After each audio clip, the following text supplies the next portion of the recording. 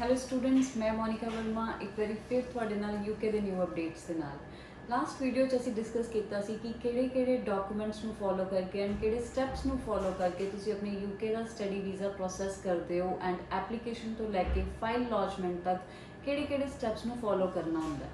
ਅੱਜ ਅਸੀਂ ਗੱਲ ਕਰਾਂਗੇ ਯੂਕੇ ਦਾ ਕੈਸ ਲੈਟਰ। ਯੂਕੇ ਦੇ ਕੈਸ ਲੈਟਰ ਲੈਣ ਦੇ ਵਿੱਚ ਕੀ ਕੰਪਲਿਕੇਸ਼ਨਸ ਆਉਂਦੀਆਂ ਔਰ ਕਿਸ ਤਰੀਕੇ ਨਾਲ ਤੁਸੀਂ ਆਪਣੀ ਇੰਟਰਵਿਊ ਨੂੰ ਪ੍ਰਪੇਅਰ ਕਰਨਾ ਹੈ ਫॉर योर कैस लैटर, या फिर अगर एम्बेसी तो तुहानू कोई कॉल आ जाती है तो किस तरह तुसी अपनी इंटरव्यू नू सही तरीके नाल एम्बेसी ऑफिसर नू सैटिस्फाई करना है। तो असी इंटरव्यू की गल करिए, चाहे वो कैस लैटर के लिए है या फिर एम्बेसी के लिए, इंटरव्यू 4 पार्ट्स के विच डिवाइड होंदी है।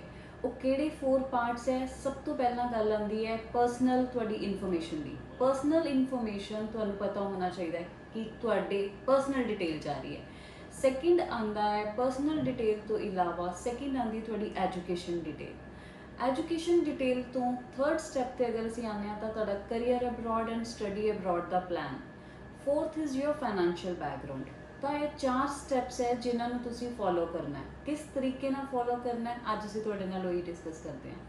सब तो पहला असीं गल करते हैं पर्सनल डिटेल की। पर्सनल डिटेल की गल करिए तो तुहाडे कोल यूनीवर्सिटी एक क्वेश्चन पूछ सकती है कि तुहाडा नेम की है, डेट ऑफ बर्थ की है, तुहाडा एड्रैस की है एंड तुहाडी फैमिली दे विच किन्ने परसन रहिंदे है, सब पेरेंट्स तुहाडे की करदे है, सिबलिंग तुहाडे की करदे है। यह तुहाडी एक पर्सनल डिटेल है जो कि सिर्फ और सिर्फ तुहानू पता है और वो किसी को नहीं पता, जिहदे करके पर्सनल डिटेल साडी स्ट्रोंग होनी चाहिए है एंड असीं उहनूं किद्दां प्रेजेंट कर रहे हैं अपनी एम्बेसी ऑफिसर नूं या फिर यूनीवर्सिटी के ऑफिसर नूं, सो डैट कि साडे कैस लैटर च कोई इशू ना आए। जो भी आंसर दे रहे हो थोड़ा एक्यूरेट आंसर होना चाहिए, ना ही बहुत ज़्यादा लेंदी होना चाहिए और ना ही बिल्कुल एक वर्ड विच खत्म होना चाहिए।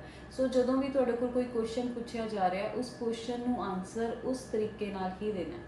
सैकेंड गल करते हैं असीं एजुकेशन डिटेल की। तुहाडी स्टडी बैकग्राउंड की रही है। फॉर एग्जाम्पल तुसीं +2 की है तो तुसीं यह कहोगे कि you have your passed your class 12। अगर उस तो बाद 2 साल का गैप है, 3 साल का गैप है या ड्यूरिंग योर क्लास 12 और 10th के विच तुहाडा गैप है तो वो गैप क्यों रहा है, उस गैप की जस्टिफिकेशन देना बहुत ज़रूरी है। गैप तो इलावा अगर तुसी कोई जॉब की है, जॉब के लिए तुसी किहड़ी जगह पर जॉब की, सैलरी तुहानू किस तरीके नाल मिल रही सी, अकाउंट विच आ रही है या कैश आ रही है, जॉब प्रोफाइल तुहाडी की है, कंपनी किस रैंकिंग पे है जिथे तुसी जॉब करते हो, सब चीज़ां मैटर करदियां तुहाडी इंटरव्यू दे विच। सो जदों असीं एजुकेशन डिटेल की गल करते हैं तो तुहानू तुहाडी एजुकेशन के बारे, तुहानू अपने जॉब एक्सपीरियंस के बारे कंप्लीट पता होना चाहिए। और जदों तुसी कोई आंसर दे रहे हो तो यह चीज़ का जरूर ध्यान देना कि तुसी उस आंसर नूं किस तरीके नाल दे रहे हो, किते कोई 2 चीज़ां अपने वालों एक्सट्रा तो नहीं लगा के भेज रहे, तुसी वो चीज़ों नूं प्रेजेंट करना तो डेफिनेटली तुहाडी 100% राइट नॉलेज के नाल ही तुसी उन्हां नूं प्रेजेंट करना है। थर्ड गल करते हैं असीं करियर अब्रॉड का। जो तुसी स्टडी प्लान किया अब्रॉड के लिए तो वो क्यों किया, तुहाडे कोल यूनीवर्सिटी पूछती है कि तुसी यूके ही क्यों पढ़ना चाहते हो, तुसी कोई होर कंट्री क्यों नहीं चूज़ की, तो तुहाडे आंसर बहुत ज़्यादा ईजी वे नाल प्रेजेंटेबल होने चाहिए कि तुसी क्यों चूज़ किया, तुसी इंडिया क्यों नहीं फर्दर स्टडी की, इंडिया का की लैवल है स्टडी का, सो डैट कि तुसी यूके प्लान किया। दैन यूके की एजुकेशन की खासियत है, रैंकिंग वाइज यूके यूनीवर्सिटीज़ किहड़े रैंक पर आती हैं।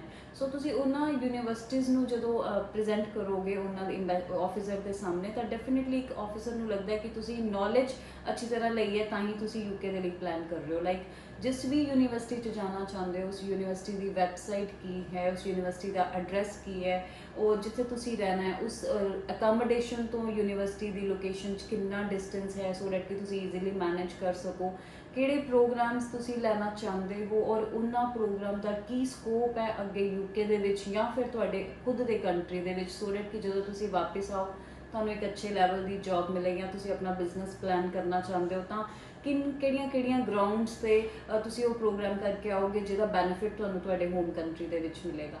सो ये सारे पॉइंट तुहाडे क्लीयर होने चाहिए। अगर तुहानूं किते कोई डाउट आंदा डेफिनेटली तुसी साडे नाल डिस्कस कर सकते हो।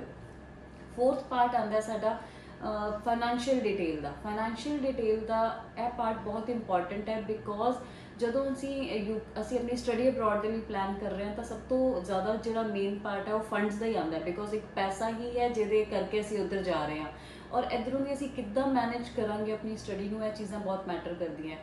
ਤੁਹਾਨੂੰ ਕੌਣ ਸਪੋਰਟ ਕਰ ਰਿਹਾ। ਫੋਰ ਐਗਜ਼ਾਮਪਲ ਤੁਹਾਨੂੰ ਤੁਹਾਡੇ ਪੇਰੈਂਟਸ ਸਪੋਰਟ ਕਰਦੇ ਆ ਤਾਂ ਪੇਰੈਂਟਸ ਦਾ ਬਿਜ਼ਨਸ ਕੀ ਹੈ ਜਾਂ ਉਹਨਾਂ ਦਾ ਜੌਬ ਪ੍ਰੋਫਾਈਲ ਕੀ ਹੈ, ਉਹਨਾਂ ਦੀ ਰਿਟਰਨ ਕਿੰਨੀ ਜਾਂਦੀ ਹੈ, ਔਰ ਕਿੰਨੀਆਂ ਸੇਵਿੰਗਸ ਹੈ, ਸੇਵਿੰਗਸ ਕਿਸ ਫਾਰਮ 'ਚ ਹੈ, ਐਜੂਕੇਸ਼ਨ ਲੋਨ ਲਿਆ ਹੈ ਜਾਂ ਤੁਹਾਡੇ ਕੋਲ ਕੋਈ ਫਿਕਸ ਡਿਪੋਜ਼ਿਟ ਹੈ ਜਾਂ ਤੁਹਾਡੀ ਬੈਂਕ ਸਟੇਟਮੈਂਟ ਹੈ, ਕਿੰਨੇ ਪੁਰਾਣਾ ਪੈਸਾ ਪਿਆ ਹੈ, ਤੁਹਾਡੀ ਫੈਮਿਲੀ 'ਚ ਕੌਣ ਬੰਦੇ ਹੋਰ ਰਹਿੰਦੇ ਆ, ਤੁਹਾਡੇ ਬ੍ਰਦਰ ਸਿਸਟਰ ਜਿਨ੍ਹਾਂ ਨੂੰ ਉਹਨਾਂ ਨੇ ਤੁਹਾਡੇ ਪੇਰੈਂਟਸ ਨੇ ਉਹਨਾਂ ਨੂੰ ਵੀ ਪੜ੍ਹਾਉਣਾ ਹੈ, ਕਿਸ ਤਰੀਕੇ ਨਾਲ ਪਲਾਨ ਕੀਤਾ ਹੈ। ਇਹ ਸਾਰੀਆਂ ਚੀਜ਼ਾਂ ਡਿਸਕਸ ਹੋਣੀਆਂ ਬਹੁਤ ਜ਼ਰੂਰੀ ਹੈ। ਜਿੰਨਾ ਸਟਰੋਂਗ ਆਪਣੇ ਆਪ ਨੂੰ ਪ੍ਰੈਜ਼ੈਂਟ ਕਰੋਗੇ, ਤੁਹਾਡੀ ਕੋਲ ਕਿੰਨੀ ਪ੍ਰੋਪਰਟੀਜ਼ ਹੈ, ਤੁਹਾਡੀ ਵੈਲਥ ਰਿਪੋਰਟ ਬਹੁਤ ਅੱਛੀ ਹੋਣੀ ਚਾਹੀਦੀ ਹੈ। ਇਹ ਸਾਰੇ ਡਾਕੂਮੈਂਟੇਸ਼ਨ ਦੇ ਨਾਲ ਹੀ ਤੁਹਾਡੀ ਫਾਈਲ ਇੱਕ ਸਟਰੋਂਗ ਬਣਦੀ ਹੈ ਔਰ ਤੁਹਾਡੀ ਜਿਹੜੀ ਇੰਟਰਵਿਊ ਹੈ ਉਹ ਬਹੁਤ ਜ਼ਿਆਦਾ ਇੱਕ ਕਹਿ ਸਕਦੇ ਕਿ ਇੱਕ ਸਟਰੋਂਗ ਬਣ ਜਾਂਦੀ ਹੈ, ਜਿਹਦੇ ਨਾਲ ਤੁਹਾਨੂੰ ਕੈਸ ਲੈਟਰ ਬਹੁਤ ਈਜ਼ੀ ਮਿਲ ਜਾਂਦਾ ਹੈ। ਸੋ ਕੁਐਸਚਨਸ ਈਜ਼ੀ ਹੀ ਹੈ, ਤੁਹਾਡੇ ਹੀ ਰਿਲੇਟਿਡ ਕੁਐਸਚਨ ਹੈ, ਲੇਕਿਨ ਆਨਸਰ ਕਿਸ ਤਰੀਕੇ ਨਾਲ ਦੇ ਰਹੇ ਹੋ, ਕਿੰਨੇ ਕੌਨਫੀਡੈਂਸ ਨਾਲ ਆਨਸਰ ਦੇ ਰਹੇ ਹੋ, ਉਹ ਚੀਜ਼ਾਂ ਮੈਟਰ ਕਰਦੀਆਂ। ਸਮਟਾਈਮਸ ਬੱਚੇ ਕੋਲ ਸਭ ਚੀਜ਼ਾਂ ਹੁੰਦੀਆਂ, ਬੱਚੇ ਦੀ ਐਜੂਕੇਸ਼ਨ ਵੀ ਬਹੁਤ ਅੱਛੀ ਹੈ, ਜੌਬ ਐਕਸਪੀਰੀਅੰਸ ਵੀ ਬਹੁਤ ਅੱਛਾ ਹੈ ਐਂਡ ਈਵਨ ਉਹਨੂੰ ਫੰਡਸ ਦਾ ਵੀ ਕੋਈ ਇਸ਼ੂ ਨਹੀਂ ਹੈ, ਲੇਕਿਨ ਜਦੋਂ ਉਹ ਇੰਟਰਵਿਊ ਦੇਣ ਲੱਗਦਾ ਔਰ ਇੰਟਰਵਿਊ 'ਚ ਉਹ ਸੈਟਿਸਫਾਈ ਨਹੀਂ ਕਰ ਪਾਉਂਦਾ ਔਰ ਆਫਿਸਰ ਨੂੰ ਲੱਗਦਾ ਹੈ ਕਿ ਸ਼ਾਇਦ ਕੁਝ ਚੀਜ਼ਾਂ ਉਹਨਾਂ ਨੂੰ ਮਿਸਲੀਡ ਕੀਤੀਆਂ ਜਾ ਰਹੀਆਂ, ਜਿਹਦੇ ਕਰਕੇ ਕੈਸ ਲੈਟਰ ਰਿਜੈਕਟ ਹੋ ਜਾਂਦਾ ਹੈ।